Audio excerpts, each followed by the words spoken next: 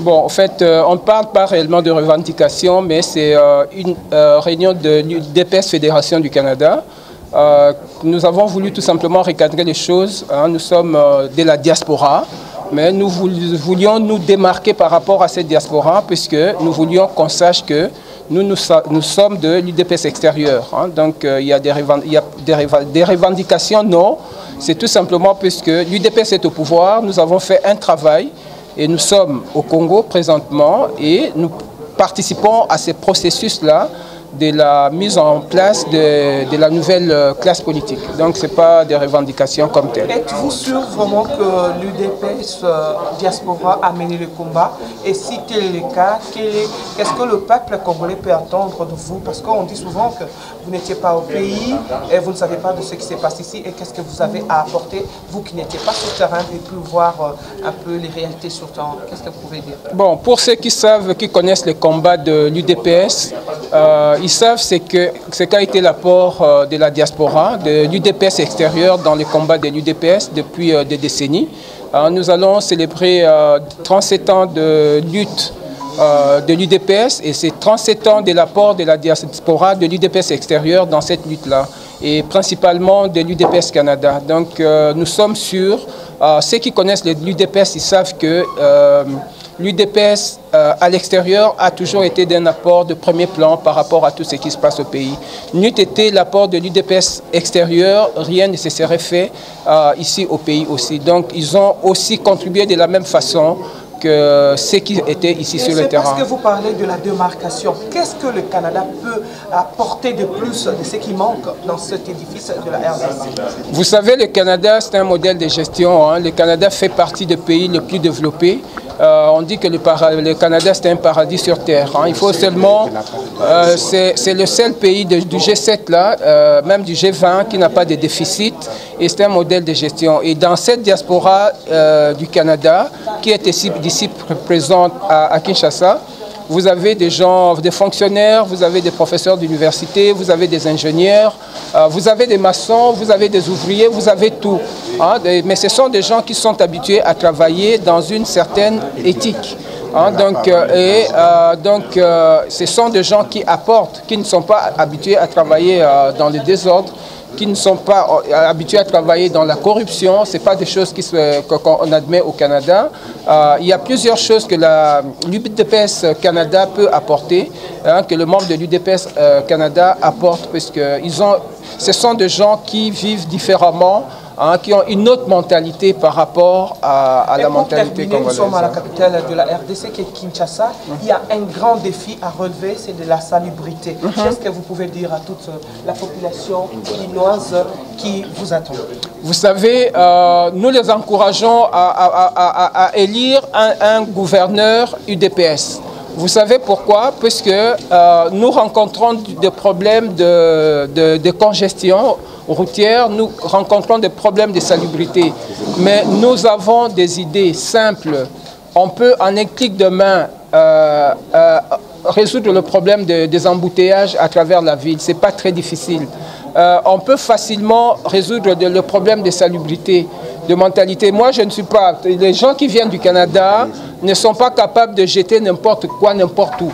C'est déjà ça, ça commence là. Donc, nous savons qu'avec l'apport de la diaspora, avec le modèle canadien, les sociétés canadiennes, les micro-entreprises canadiennes de ramassage des immondices, de toutes sortes de choses, on peut facilement aider à remettre Kinshasa, à sa plus belle robe. Merci beaucoup. Canada, oui, c'est d'abord objectif à réunion objectif à réunion de ezalaki d'abord pour tokutana na bande konoso bauti Canada to solola pour Canada ezamboka monene.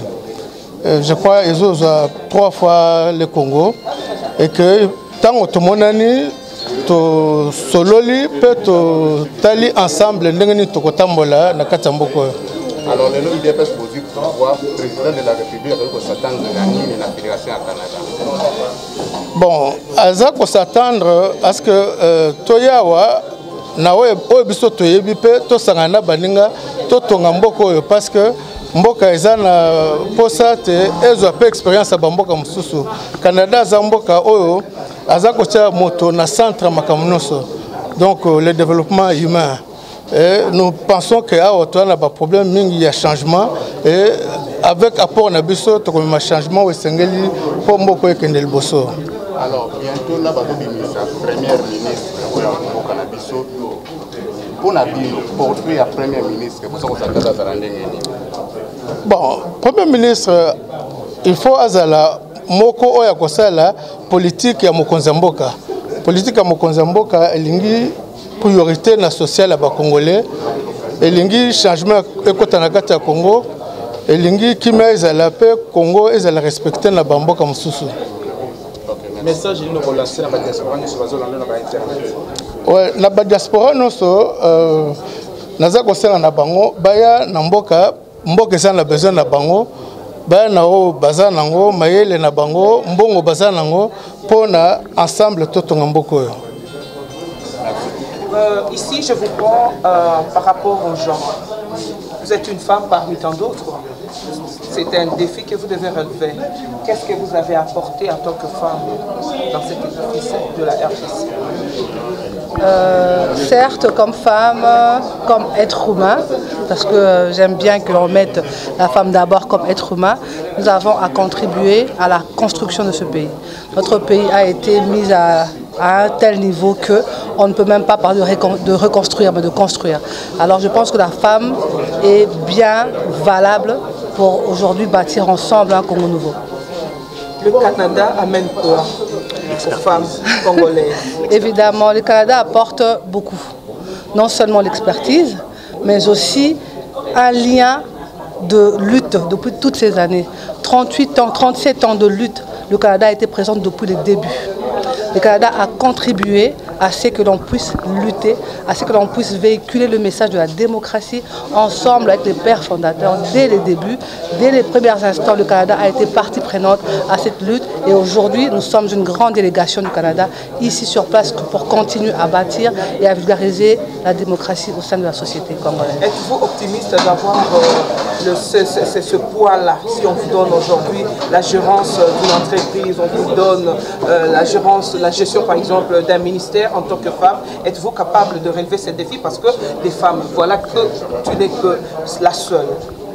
Ben écoutez, non seulement que je ne suis pas la seule, mais nous sommes ici dans cette réunion. Nous sommes minoritaires. C'est une évidence, c'est un secret de polichinelle, hein, de se dire que les femmes sont représentatives, ce serait faux. Mais d'ailleurs, déjà, je crois que nous sommes dans un parti politique qui donne la place à la femme, valable, et nous nous identifions comme celles-là. Celles qui ont su s'imposer, qui ont su se cultiver pour arriver à gérer la société congolaise ensemble avec les hommes. Le mot de la fin. En tout cas, nous sommes heureux, contents. Je voudrais d'ailleurs en fait interpeller les locaux, si on peut les appeler comme ça, par rapport à la diaspora. Oui, vraiment, je crois que nous devons comprendre que nous sommes dans un ère nouveau, l'ère de la réconciliation nationale. Cette ère nous réconcilie entre la diaspora et les locaux, entre les Congolais dans toute leur diversité, hein, tribal ou régional. En tout cas, nous devons nous composer comme un seul homme. C'est un message de femme, c'est un message du chef de l'État d'ailleurs qui ne fait que rappeler cette réconciliation nationale. Il est vraiment très important pour que ceux qui sont ici considèrent les membres de la diaspora comme des Congolais à part entière. Merci beaucoup. Merci.